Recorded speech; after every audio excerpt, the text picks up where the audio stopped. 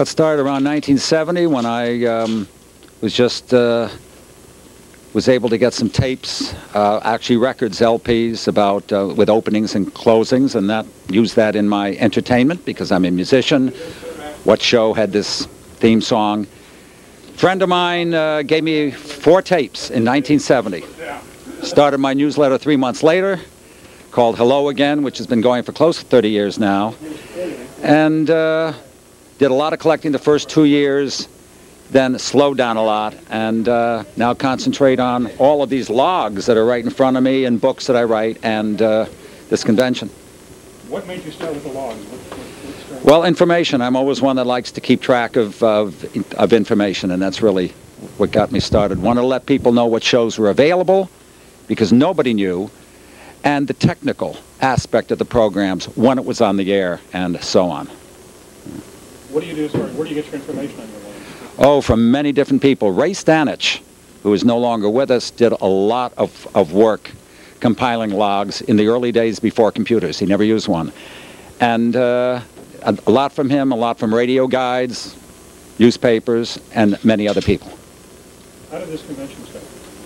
Convention started around 1970 also, but not with us. I was involved with a small convention in Connecticut, which lasted for about 5 years, and then the Friends of Old Time Radio started in 1976, and this is our 23rd year. Most of them right here in this hotel in York.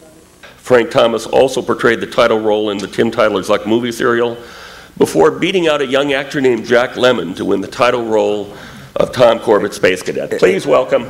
Excuse me, Tony. I'm sorry to interrupt you, but Frankie had to leave right after the dinner.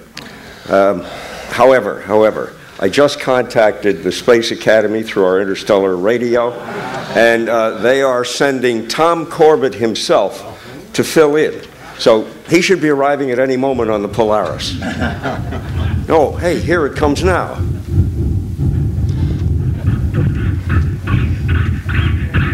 Sounds like the Polaris could really use a tune-up. Well, you know, the funds... The funds that were allocated for Space Academy have been cut by the current administration.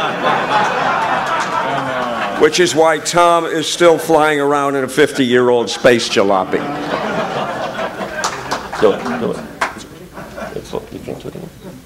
Okay.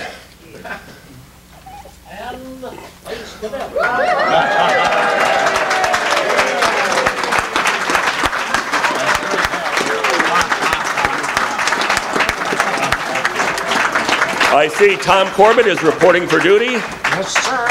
I would have been able to graduate. No. First, I have to notice, I see you're wearing your original Space Cadet uniform, Tom. You know, I just kind of assumed that you would have graduated from Space Academy by now. Well, it's been 50 years. You're right. I would have graduated 50 years ago, except I had this cut-up, Roger Manning and my crew. And then... Weren't you supposed to finally graduate last year? Yes, but there was that problem of Roger and the wife of the Venusian ambassador. Roger and the wife of... Oh, I'm sorry, sir. I don't even want to talk about it anymore. All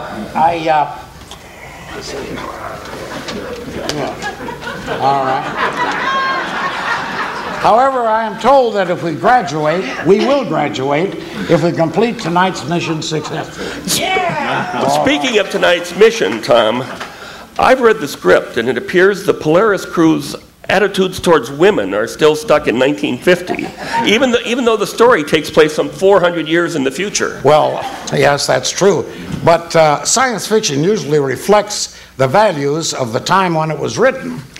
Well, I guess that explains why Lieutenant Uhura was never left in command of the bridge on Star Trek. Yes, ma'am. And it just proves one thing. What's that? The future isn't what it used to be.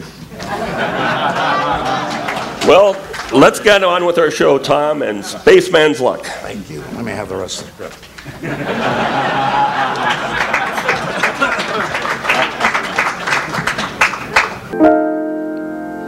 Now here are Bob Hastings and Rosemary Rice as John and Blanche Bickerson in the wedding gift. No, it's the anniversary card. What? Isn't it? We may have different It has scripts. 2 titles, and after it's all over, we'll take a vote. I may have the wrong script. Oh, at the top it says the wedding gift. The wedding Down gift. here it says the anniversary card. Yeah, yeah. Oh, no. Oh. How do you like it so far, folks? I mean, you really with it? Did you print these up? I didn't. I'm for the Boston Red Sox. Oh, me too. Okay. All right, here we go. We are? The announcer has to come in. He's gone.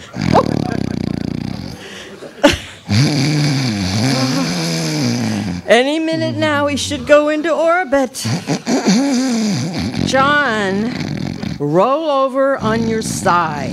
What, Blanche, what's the matter? Your whining and giggling and snarling is driving me crazy. Okay, Blanche, who was doing it? Good morning. Good to have you all here this morning. If you are a person who subscribes to the OTR Digest,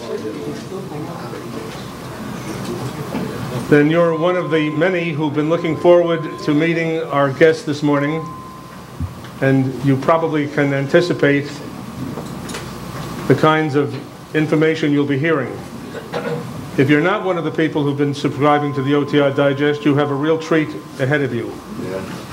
We're about to hear from probably the country's foremost expert on the golden age of radio, not limited to Amos and Andy, but certainly including Amos and Andy. I'm not going to say another word because I want Elizabeth to have as much time as she needs, and I know that you're going to be quite courteous. Cell phones are off. When it's over, Elizabeth will be more than happy, I'm sure, to sign your books. I give you Elizabeth McLeod. Yeah.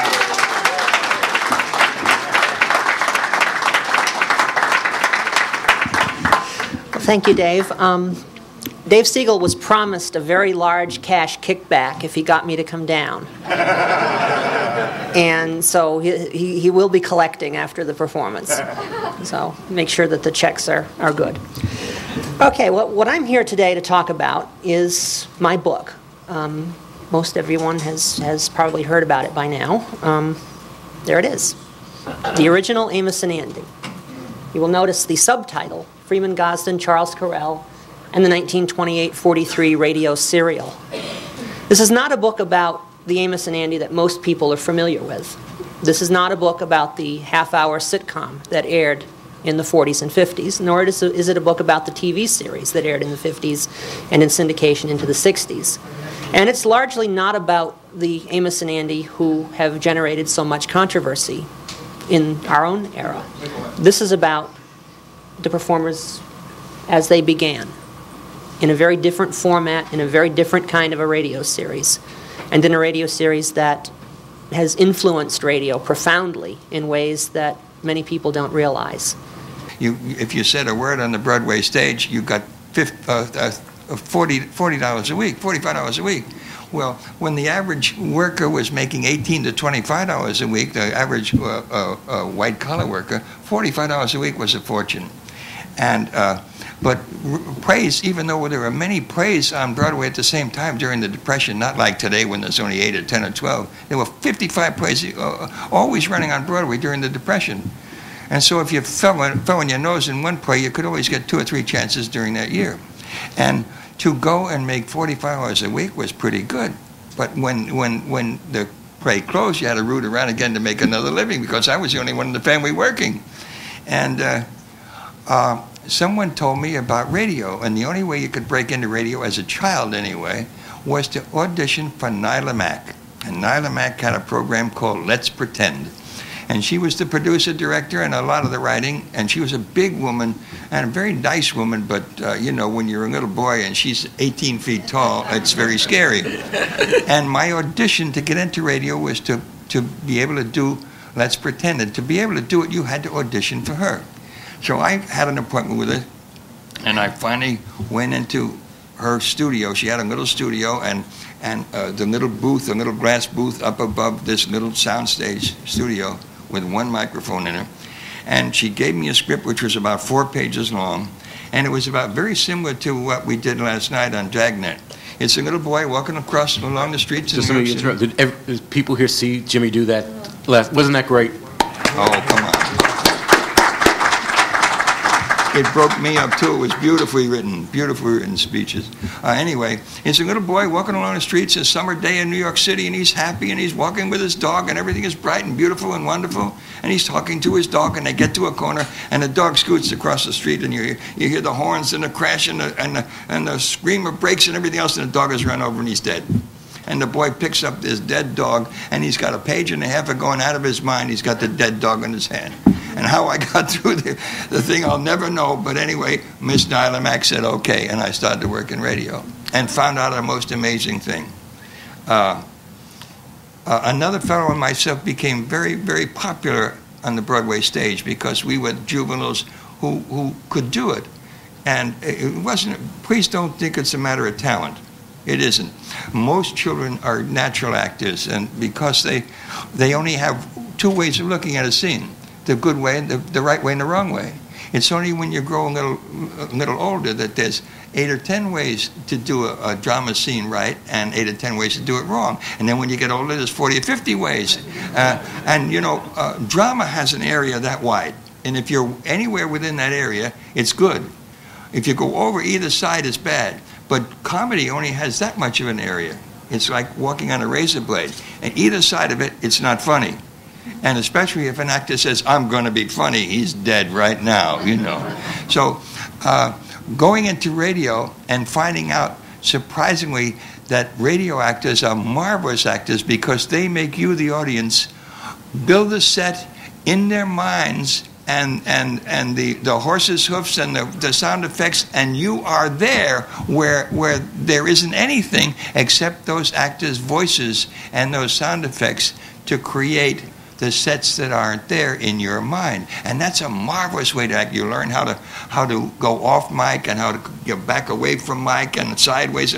All these tricks that these people teach you. And then the crowning glory, because remember, I never wanted to be an actor. I did it to make a living because it was the Deep Depression and we had a nasty habit of eating, you know. And so I was in a soap opera one time. Maybe some of you much older people would remember Pretty Kitty Kelly. And I'm the only kid on the show, and I can't reach a stand-up mic, so I had my own mic, a gooseneck mic. You know, the mic goes up like this and that, like that, and then back down like that. So I had my own mic on Pretty Kitty Kelly, and we did 2 shows a day. We did a 10 o'clock in the morning show for the East Coast. And we did a 4 o'clock in the afternoon performance for the West Coast. For the East Coast performance, we got $32.50. For the West Coast performance of the same play in the afternoon, we got $28.50. I made $60 a day, 5 days a week. I made $300 a week in the Deep Depression. And I didn't laugh at radio people anymore. It was a wonderful living and wonderful folks, as you met some of them today. I went to school with Arthur Anderson. I saw him once in the last 60 years. We've seen each other once, but we're still family, you know, we always will be, yeah. I began in radio almost from early childhood when a little children's theater that I was a member of on Staten Island, New York, did some broadcasts on one of the independent New York radio stations, WHN. And I remember you went up to the top floor of the Low State Theater building, and then you had to climb another flight of stairs, and there was a station which I believe had 1 studio. And we did an updated version of A Christmas Carol, and I was Scrooge. And I was about 8, 9 years old, and it was fun. Then that's my real start in radio. And then there was a columnist for the New York Daily Mirror, Nick Kenny, who had a radio program on WMCA, Nick Kenny's Radio Kindergarten. And these children came in and did tap dancing and violins and singing. And I did little 2-minute sketches written by my mother and myself, in which I did all the voices, and I also did dog barks. And later, a friend of my mother's had a friend who produced a radio program on NBC Red Network. That was commercial. That was the kind of radio you do for money. Program called Tony and Gus. They needed a kid, and I was a kid called Buddy, who was an orphan and who cried a lot. I also got to play my ukulele on that one. Never since have I played my ukulele on radio. And I had a 2-week run on that. And on Tony and Gus, sponsored by Post Toasty Cereal. And then I got calls from other people because once I had it was put in the files of NBC, the casting files. At that time, a cute kid radio actor who could read lines never had to look for work. I just started working in radio. I'm getting it. I think I got. I got it. Yay!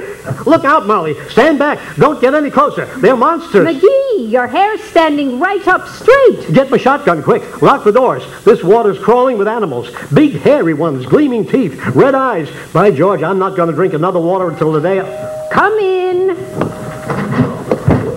Oh, it's Mayor Latrivia, McGee. Come in, Your Honor. Well, good evening, Molly. Hello, McGee. Latrivia, you couldn't come at a better time for me or a worse time for you. I just took a gander at a drop of city water through a microscope, and you know what? That stuff has got more strange things in it than a Nuremberg jail. Nonsense, McGee. Our city water's analyzed every hour of the day. Tests as pure as any drinking water in the country. Got what, dearie? That folding catch basin I invented. Remember, we used it to catch rainwater when we went on that camping trip in the Dismal Swamp National Park. Well, as soon as it rains, Molly, I'll have gallons.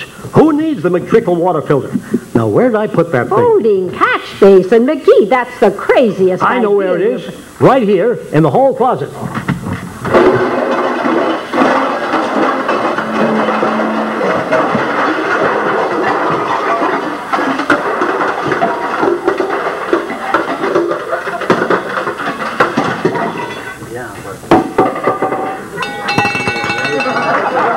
Been in the service in 1944, and I had gotten out. And one night on a Sunday night, there was a friend of mine who says, "Hey, Larry, let's go down to the Coconut Grove." I'm 20 years old at that time.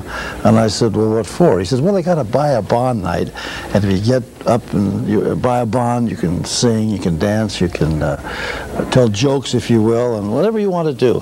I said, "That sounds like fun." So the Coconut Grove is where they held all the big events at that time, which is the Coconut Grove, as you know, is now closed in Los Angeles at the Ambassador Hotel. But that was where all the big things were done, the Academy Awards and all of those things.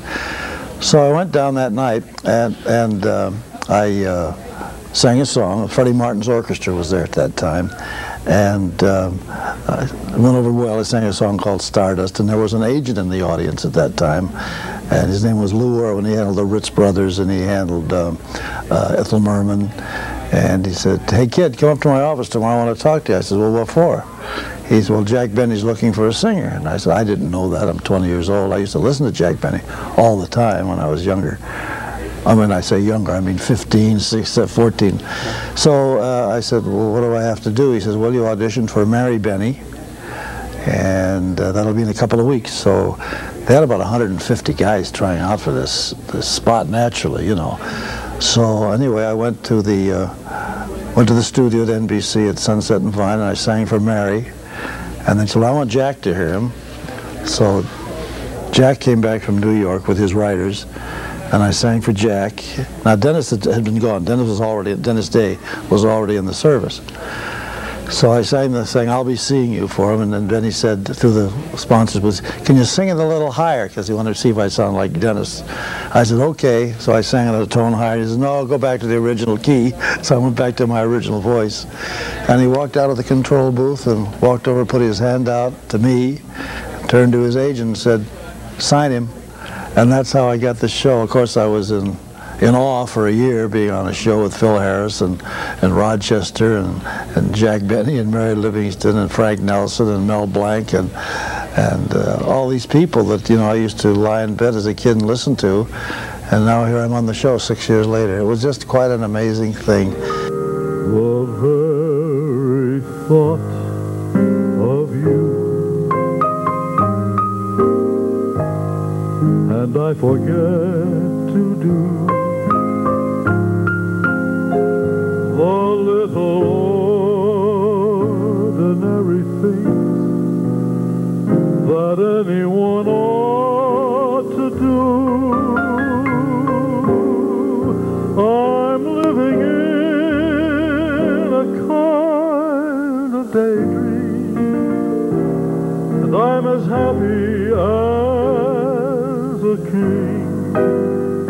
And foolish though it may seem to me, that's everything.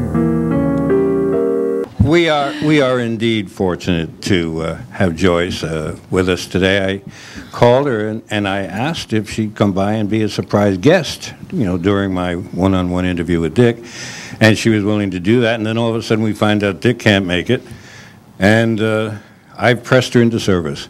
And by the time my radio sort of career started, it really wasn't ever like Dickie's was. I mean, he just did amazing things. But I see Donald Buca there. We did My True Story together. I did Grand Central Station. I remember those things. I always loved the radio because I always thought the people in the radio had the most exotic names. They had names like Lyle Sutro and Lawson Zerby and Mason Adam. You know what I mean? They were like names that were like kind of romantic. Charita Harlan Bauer. Stone. Harlan Stone.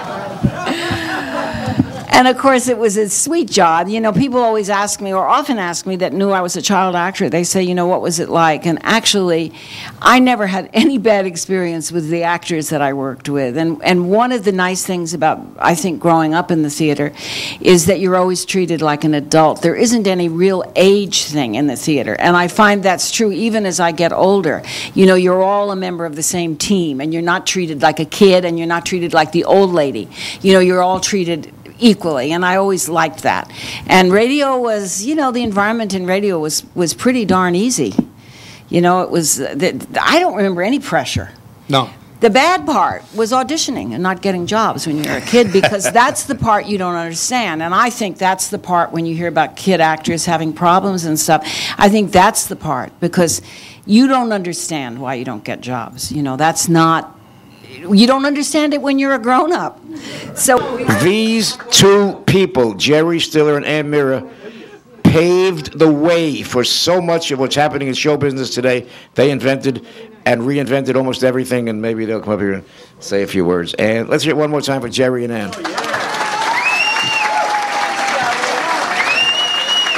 sweetheart. Where do you want us to sit? Here? Yeah. You're sitting next to Joe? This is such a... Sucking up to Joe. Okay. He does that all the time. Jerry, to get this man, with his tapings, Jerry's the co-star on Seinfeld and King of Queens, whatever, and 1,200 commercials and whatever. To get this man to sit here for a few minutes is, it's beyond belief. Jerry, anything going through your mind at this moment? Anything? Well, anything. why am I here?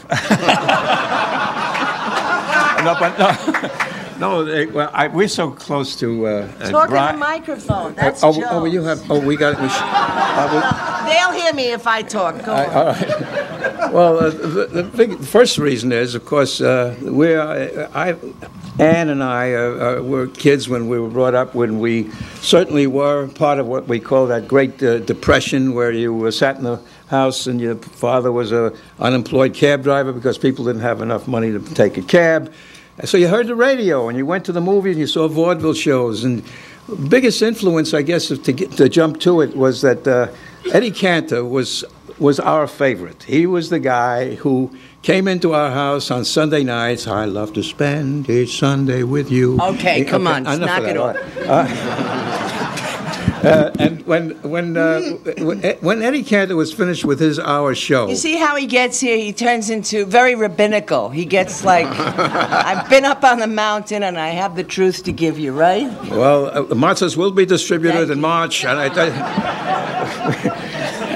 but Eddie Cantor was rabbinical in his own way. He kind of changed the mood of the country, not to mention the fact that if you happen to be living on the Lower East Side or in Brooklyn, Williamsburg, all those places where we moved to just to get away from the rent, and we all are familiar with that story. What do you mean we moved? I wasn't with you then. I mean, we're old, but we're not that old. We haven't been... You're old, but let me tell you... She just did her hair yesterday with. I got my roots done. And she looks the same as I met her when I met her 4 years ago. But anyway, Ann. No, my hair was brunette when you met me. Yeah, well. Now it's white, but now it's dyed. I so don't it's know cool. I never know the color of my wife's hair. And Nor should you, because you've been dyeing your hair as long as I have. And he needs a touch-up. What do we do, Joe? Do we ask people to ask us questions? We have a clip. Huh? We have a clip. I don't want to look at us. Yeah. I don't want to see that. You want to see a clip of them? No. I want to hear what we. Holy Christ. All right. Here they are. You're going to have to tell me what year. The time capsule. all right. That's a long time ago. All right, here we go. The great team of Jerry Stiller and Ann Marriott. Thank you. High school reunions can be very interesting. I mean, you never know who you'll meet. Jerry and I would like to bring you all to a high school reunion. Gee, Norma, this has been some party. So long, I've been Stanley. talking It was to really people I wonderful. haven't seen in- I was just talking. Oh, I'm sorry. This is unbelievable. Hold it, Excuse Stanley. me, I'll see you in a Norma. little while. Oh, Is it you? Is it you? It's me. It's me, too. Mary Elizabeth Doyle. Hershey Horowitz. Oh, it's good. You haven't changed one bit. Oh, The stop. same beautiful eyes, the same Irish smile. You, the same Jewish blarney. Thank you, Brian. Thank you, Brian. You're welcome. You got to give us a little recall. What goes through your mind watching that particular video clip, Ann? I get nauseous. and, long hair? What about long hair? Well, who asked me about long hair? She did. I had long hair. I saw it. What am I blind? I saw it. I'd like to know. 40 years ago, what was your hair? Was it down here or was it, Right here. Always short? Always. It's snappy. I like it. It's dyed, too. It's dyed. Well, you're looking very good, and thanks for the question. Well, it goes way, way, way back to when I was a little kid, and I was a tremendous fan of radio. Shows like Witch's Tale and The Silver Flute and various stories, adventure stories that I'd listened to religiously. And I never really dreamt that I'd become an actor in radio, but it was always kind of a hope of mine. When I was in high school, what I would do would be to create little playlets in which I would play all the parts. There was a fellow on radio in those days, I think, it wasn't Joe Cook, but it was something like that, who did a one-man show in which he played all the roles. And so I followed him and I imitated him and did these things in high school assemblies and went on to college. I was at the University of Wisconsin and I did radio work there and came back to New York to become an actor in the theater. But as was customary with actors then, as it is now, you had to earn a living while you were trying to get into the theater. So instead of waiting on table or driving a taxi, I decided to try my best in radio. And I landed in radio and I stayed with radio for years and years and years until it went out of existence, really. I mean, dramatic radio. At the same time, I was doing theater. But radio was the way I earned my living. And it was a very satisfactory way of earning one's living, I can tell you that. It was great fun. You even have it with me. You said we were doing script number 2, which is what we're going to do later today. No, we're doing the last show, which we didn't rehearse. Wait. Let's get straight. This is mark number 2. That one isn't that what's going to be, we're going to perform this afternoon? Yeah, this is our only time to do the sound effects on the most. Sorry, old fellow, I'll have to go upstairs. No, I'm sure you told me, but I didn't realize it. And what script number is it? It's L851. 851. It's the 5th one. Can I just give you another one? Would that? Sure. Okay. Wait a minute. Yeah, this is. Well, wait a minute. No, I've got the other one marked. As long as we're doing a rehearsal. And while you're give me a at minute. it, is there Kellogg's Pep, the super delicious cereal, presents The Adventures of Superman. Wrong. Go ahead. Faster than a speeding bullet. More powerful than a locomotive. God, wait, once more, please. From the top? Yeah. Okay. Oh, for you, Superman! His eyes, leaning like a madman, the Nazi monster points his hands at the tree Get in my way. Superman clings. I can't see the script. I'm holding the fucking script for you. That ain't any good. Hope you're recording. Because I've got it, this one marked. Okay. Where do you want me now, Ray? Where do you want to start? I don't care. I'll go back to the top of the page. With this thumb.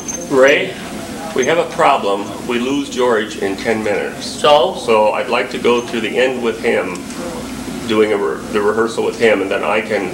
Well, the whole thing, Tony, for a rehearsal is a rehearsal with the actors. See, if I don't do this in sequence, you'll never get it on the show. The actors don't know what we're doing. We don't know what the actors are doing. There aren't so many sound effects on what I'm concerned with. The actors react off us. We react off the actors. It's homogenized. It's not separate. You have to hold your finger on it. Listen, you know, you bugged him so much he just left. He said, fuck it, I'm not going to stick around. Well, I don't blame him. Because I'm terrible when I get upset. You are very right. I just go to pieces. You know what? I know, I do it 3 or 4 times a day. You That's my wife. Do you do that? Oh, crazy. Oh, well, no. But you never met my first wife. Oh, now there. Let's not get into that. You know, if radio was like this, it wouldn't have been such a thing as a golden age. Oh, God. Jesus Christ, did you ever see I was going to write a book called The Tarnished Age of Radio. Oh, my God. Oh, yeah. Is this the worst? That's funny. You know, one of my favorite shows, guys, is Golden Girls. Oh, yeah. Yeah, and I want to do a sequel called Golden Lesbians. I'll drop you. Well, who does that? You or me? I do it. Superman does that. Superman loses consciousness, and he drops you, and you're still screaming, die, die, and then you realize. Well, now, wait a minute. Wait. Is there something cut here? Is that AGH mine, that ah? Yes, that's mine. So what I was doing was taking that as the cue for his releasing me and my screaming. But now, what you would rather have is, he says, my strength is almost gone, I'll drop you, die, and then into the scream of terror. That's what I'll do. Okay. Then that's your whatever the hell it is, and I'll... And you come in over it, right? I'll say, die, okay. Line 13, fastening his metal gloved hands on